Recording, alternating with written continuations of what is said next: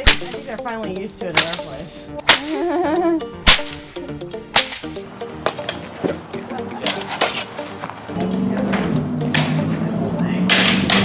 Wolverine cosplay. I'm Batman.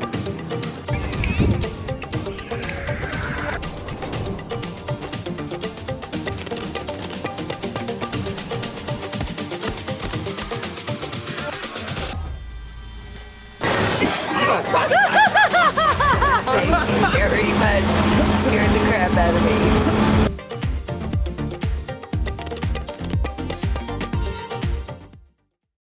So we're down here at the Virginia City Railroad, about ready to hop on the train.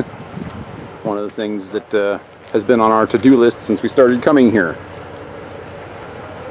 Apparently this railroad was used in several different films, including one of Shan Chan's favorites, Water for Elephants. So we might actually see some filming locations on this trip. This is not going to be the actual train used in that movie, because this is going to be the diesel-powered one that we're on today. The steam-powered one was probably the one that was in the film. Yeah, and that one's not working. But very much looking forward to this ride. So we will see what we can see. Are we going to be in the open air or the non-open air? Up to you. Did you get the front of it? The front of what?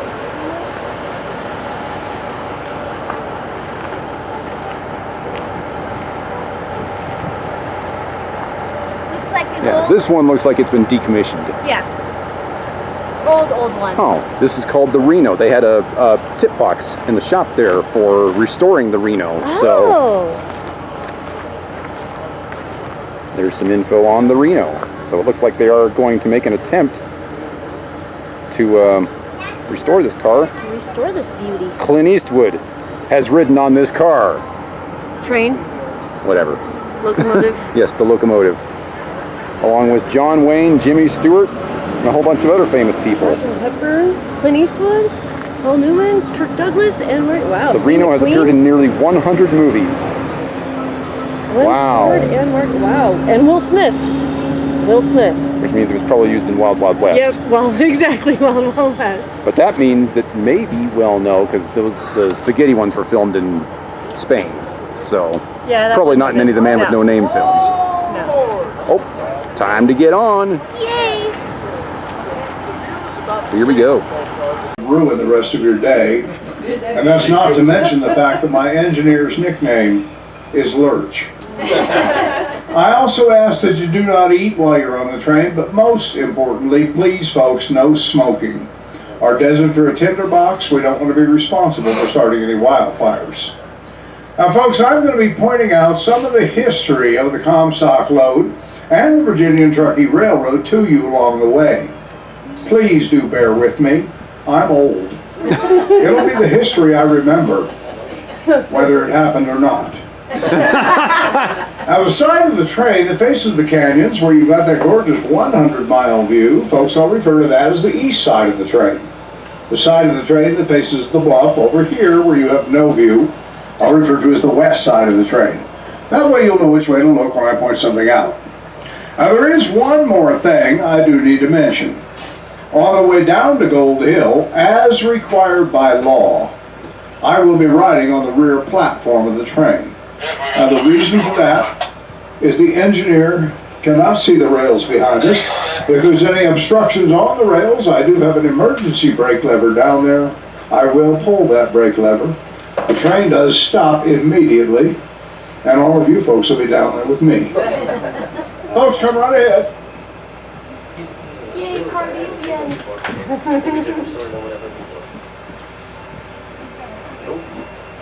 Here's one of those cars that you love too.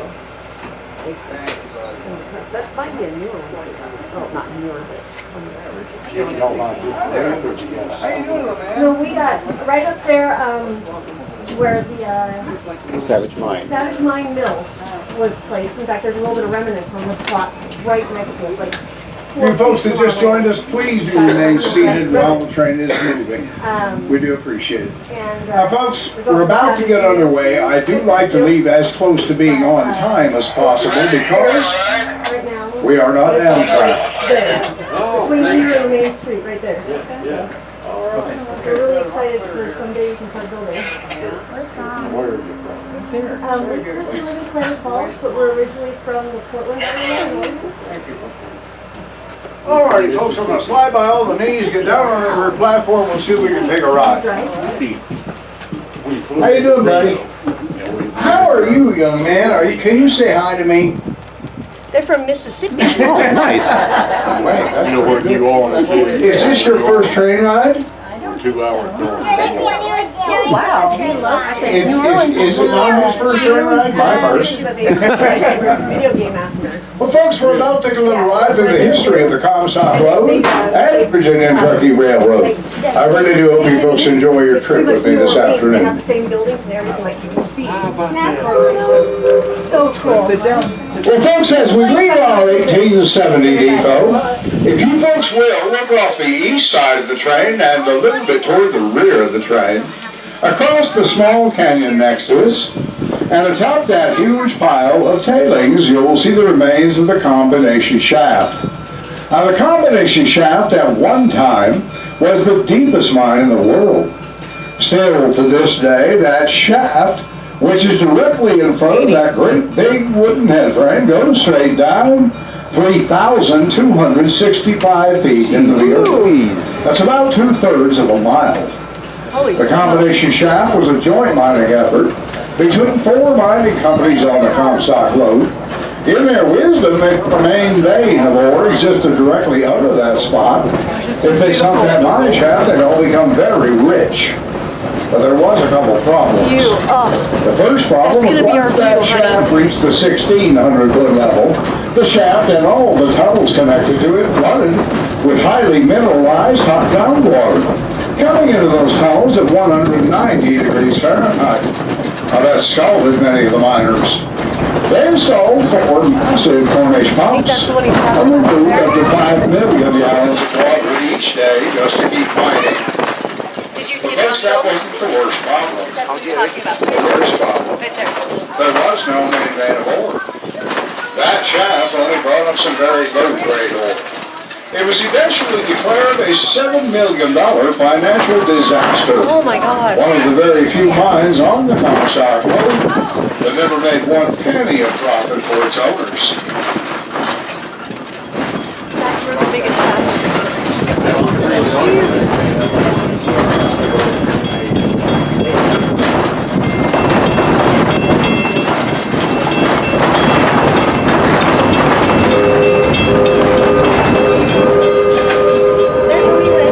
Now, folks, we're about to pass underneath a 160-year-old ore trestle.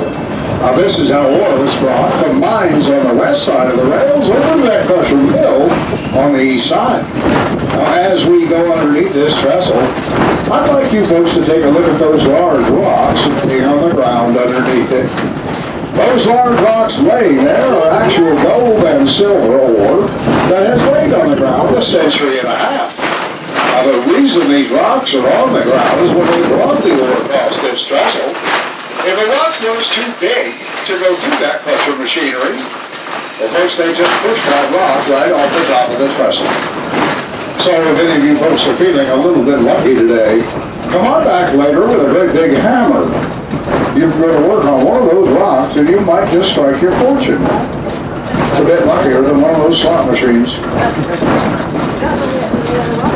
Now, when mining began on the Comstock Road around 1860, the only way to get the ore down to the mills on the Carson River was by wagon and mule. It was very expensive, and it took up to a week for a wagon load of ore to make it down the mountains.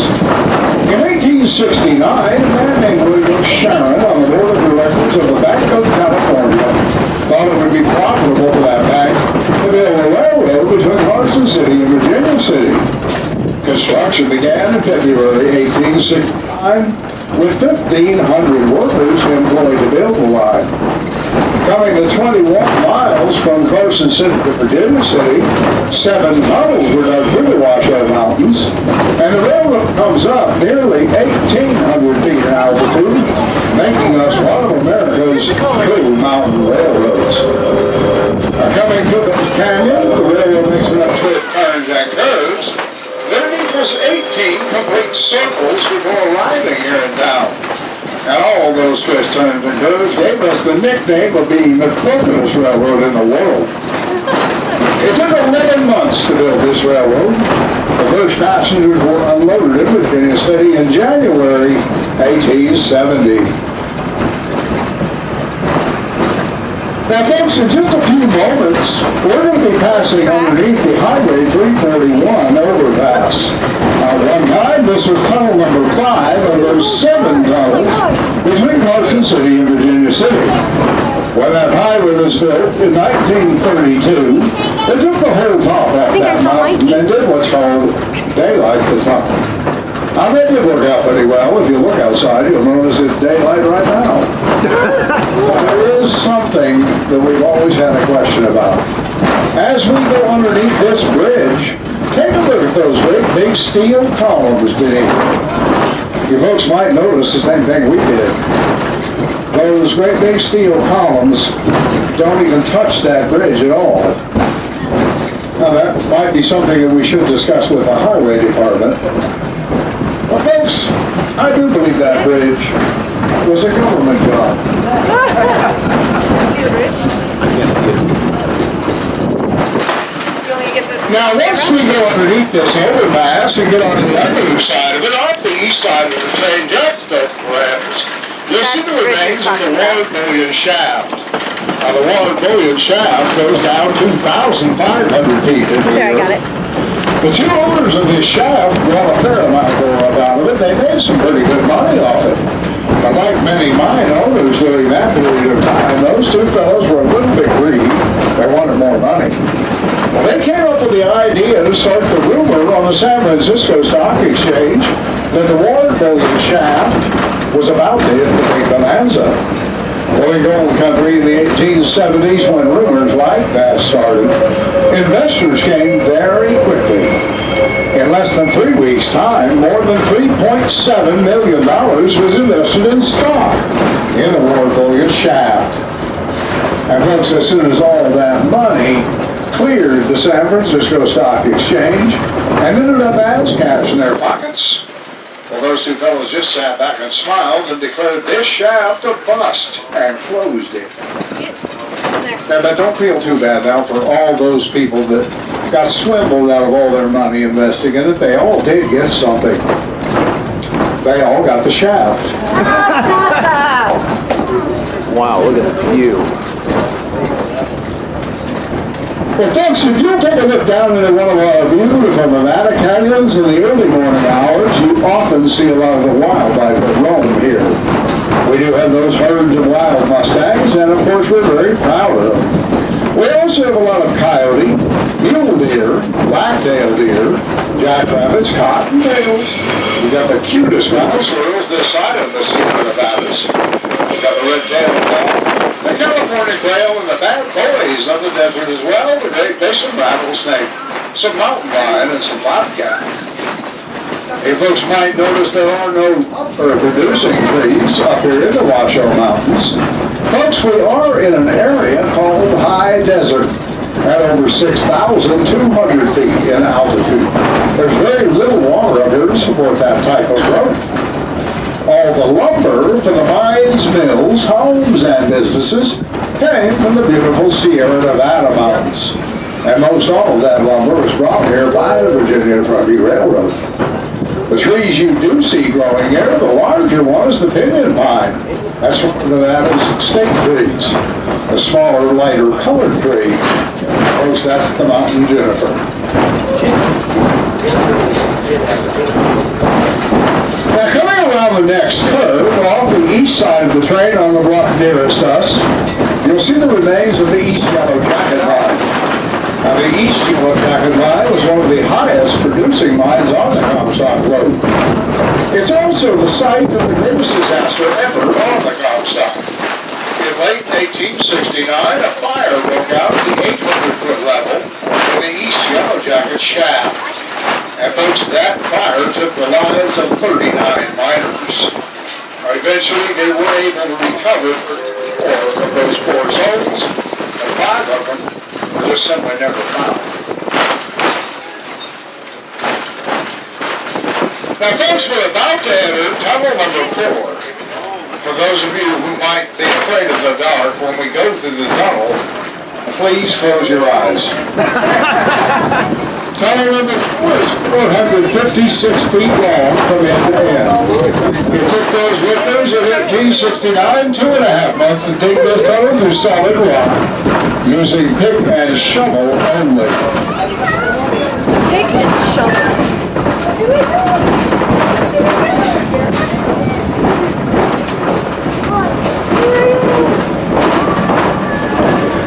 Now those miners that worked on the Comstock Lode were a pretty tough bunch. They had a nickname at that time. They were called muckers, and that was a name of respect for them. They would work in those mines 6 days a week, 8 hours a day, in temperatures around 120 degrees at the lower levels. Now at those temperatures, they could only work about 15 minutes at a time. Then they would have to proceed upward in the main shaft and off the side of what was called a drift. At the end of that drift, they kept ice and cold water. They cooled down a bit, then go back to work for about 15 minutes more. During that period of time, miners around the world made about 80 cents a day for their labor. Miners on the Comstock Lode were in such high demand, they became the highest paid miners in the world at $4 a day. Now, folks, that's the equivalent of $66 per hour now. And at the end of their shift, they could go to Virginia City. They could order a 2-inch thick steak weighing about 2 pounds and a great big plate of beans. And folks, that meal would cost them 40 cents. Now coming around the next curve, we're going to be looking down into Gold Canyon over the town of Gold Hill. Coming into view down in the canyon, the large steel roof building you'll see down there at one time was the Crown Point Mill. Now the functions of the mills on the Comstock was to crush that ore rock into near dust. That dust would then be taken down to the processing plants on the Carson River, where the gold and silver would be extracted by the mercury or cyanide recovery process. Coming into view down in the canyon, you folks will also see the Gold Hill Hotel and Saloon. Now this is the oldest continually operating hotel in Nevada. It opened in 1859 as a tent saloon. The stone hotel portion that you folks will see up front, well, folks, that was added 2 years later in 1861. Now it's still in business today, just as it was in 1859. The original owners of that hotel are still dead. The big front building with the 2 steel doors on the front of it at one time was the Bank of California. This area of Gold Hill was known as the Maynard Block, one of the cash and stock exchange areas along Stock Road. Now coming around the curve to the grade crossing off the east side, you'll see the monument to the Liberty Volunteer Fire Company. These were the brave volunteer firefighters that protected Gold Hill from fires in the mines and the desert. Now this monument is located right where the original fire hall once stood, just next to the railroad tracks. The original fire hall, well, it burned up in a fire.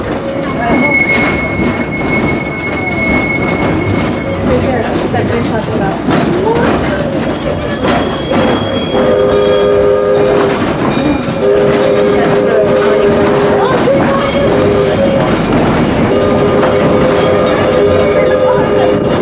Now just past the grade crossing is the 1869 station the Virginia Trucking Railroad built for the town of Gold Hill. B&T Railroad was owned and operated this railroad station from 1869 until this line of Virginia City was abandoned in 1938. At that time, the railroad sold the station and all the property around it to Story County, Nevada, for the sum of $1.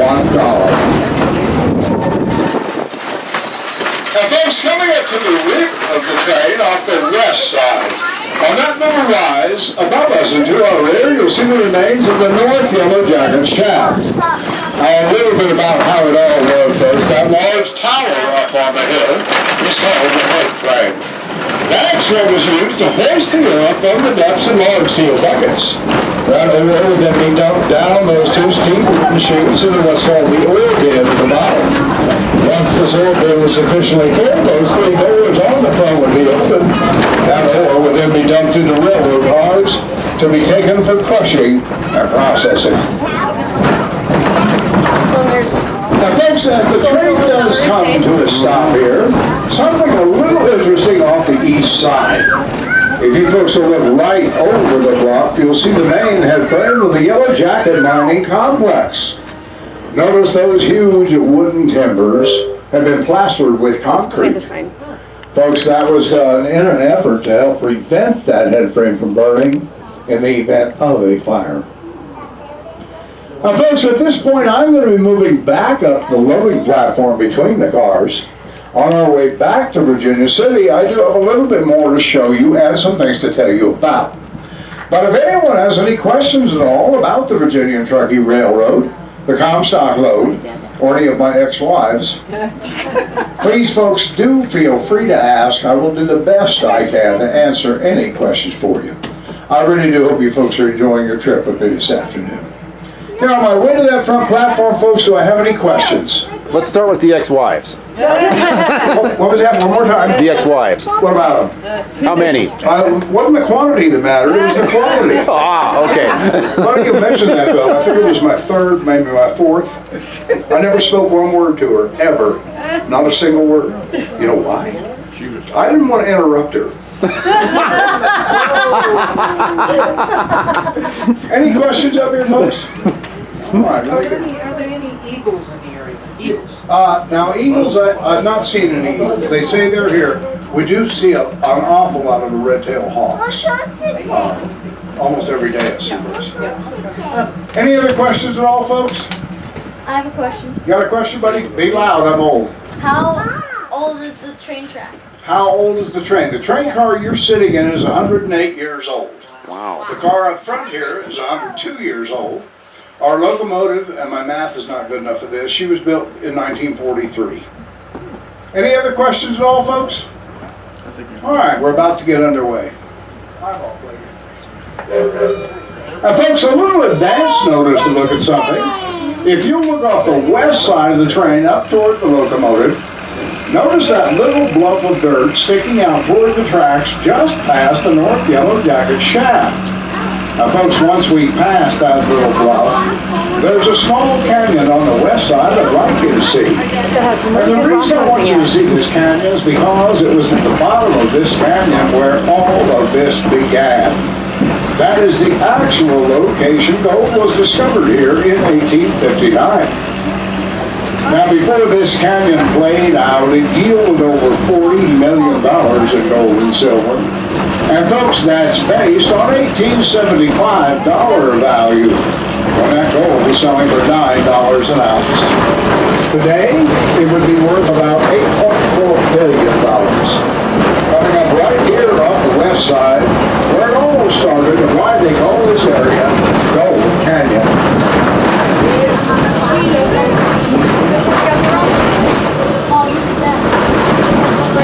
Shan Chan and I have explored this entire area on foot in a previous visit. It's a great spot for rock hunting down there. You live in your landscape.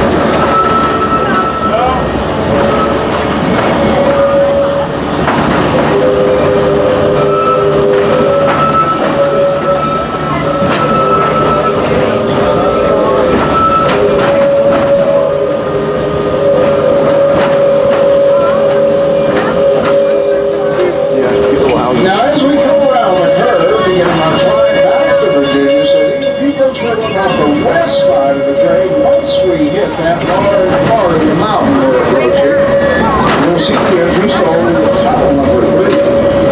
Tunnel number 3 collapsed around 1930. We did make an attempt to reopen this old tunnel during the reconstruction of the railroad, but folks, it collapsed again. We built what railroads call a shoe fly right around the outside of the mountain. This is the only short portion of your trip today. You're going to the original B&B right away, which of course went right through this old tunnel. We're going to return this That mountain. was a huge tunnel. That's what he was talking about.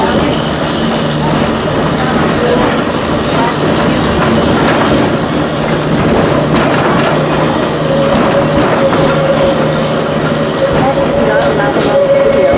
I need to sit over there so I can get a better view. You're gonna scoot and scoot. Here, hold that. Don't stand up, scoot. Now once we clear the mountain on the west side, at least a little clearing, if you look back towards the Swing your rear legs. of the train, up the little gorge in the clearing, you will see the collapsed exit of tunnel number 3. You'll also see some of the old wood and steel fence that held that tunnel up over 150 years ago. You folks might also notice a little depression in the ground in this clearing. That's where the original well was once laid.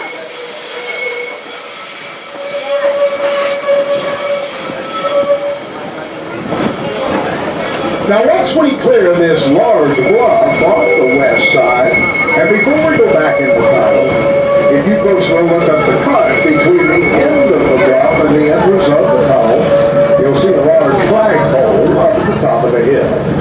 Now this was the site of Fort Homestead, commissioned in 1860 with 100 soldiers and 2 cannon to protect Virginia City. Now the only problem with that plan was there was nothing to protect Virginia City from. Fort Homestead was decommissioned in 1880. Those 2 cannon were taken away, the 100 soldiers stationed there, well, folks, they left. But folks, that's not the end of the story of Fort Homestead. You see, the United States government, in their wisdom, has never given up the land that Fort sat on. They never built on it, they never sold it, they never leased it. Folks, all they ever did was just put a great big fence all the way around it. Now, personally, I think the government keeps aliens up there now. I think that's Area 52.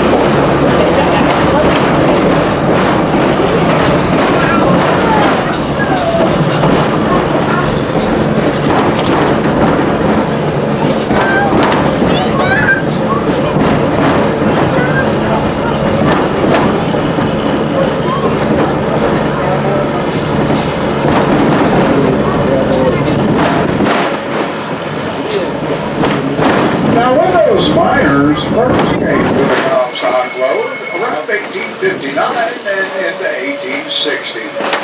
The only thing they knew that was here to dig for was gold. While they were digging for that gold, they kept running into a problem. Folks, it was something they called the infernal blue muck. It was a blue-gray clay-type substance. It stuck to their picks and their shovels. It fouled their sluice boxes and it gave them nothing but trouble. The deeper they dug, the worse it got. They began to accumulate huge piles of that blue muck next to their mining claims. So much that they began to haul it by the wagon loads in the brand new growing town of Virginia City and throw it on the streets. Now they did that because that blue muck, well, it dried so hard, it packed so well, it filled those potholes. It made excellent tracking for the wagons and mules, and that was especially true during those wet winter months. Well, folks, about 2 years went by. In late 1862, someone finally assayed that infernal blue muck. The folks that came back had nearly $3,000 per ton in silver. So the rush to the Comstock was on. People from all over the globe started coming to the richest gold and silver strike in world history. Almost overnight, Virginia City's population swelled from just a few hundred to nearly 30,000 people at its peak. And folks, that legend, as you might have heard, well, folks, that legend is actually true. That at one point in time, the streets of Virginia City, Nevada, had been paved with silver. And you can bet, folks, once those miners heard the results of that assay, well, they grabbed their picks and shovels, they went to the streets of Virginia City, and, well, they went to town. Took a whole lot of road repair to fix those streets back up when they were done. And still to this day, there is over 750 miles of mine shafts and tunnels going down 3,000 feet deep and even deeper than that up here along the Comstock Lake. Now folks, coming up on the east side of the train is our restoration and repair shop. This is where our small crew works so hard